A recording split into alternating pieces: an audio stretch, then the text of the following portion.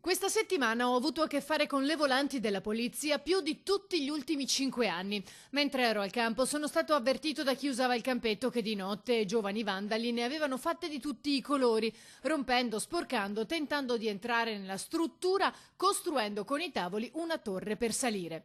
Tornato a casa ho chiamato il 113 che ha mandato una pattuglia per informarsi della situazione. A raccontare l'aggressione subita è don Roberto Trevisiol, parroco di Chirignago, fratello di don Armando, e l'ha fatto per iscritto nel foglio parrocchiale.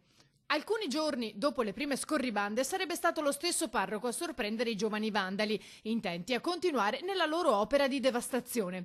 Il primo gruppetto, dopo essere stato sorpreso e redarguito, si sarebbe messo in fuga. Poche ore dopo un altro gruppetto si sarebbe introdotto al campetto nell'orario di chiusura.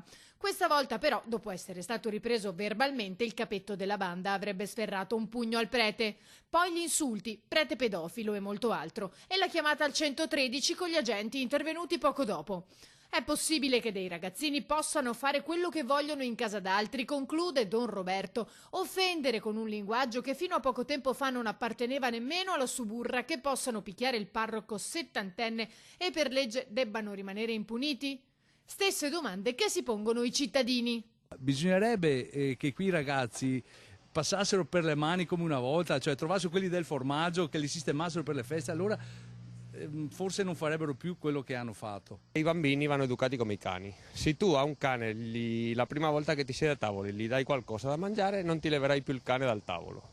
I bambini la stessa roba, se tu gli fai fare la prima roba quello che vuole, lo farà tutta la vita. I tipi del canale piccolo, un po' di Marghera, era un po' di Maraia, diciamo, però adesso è grave la situazione.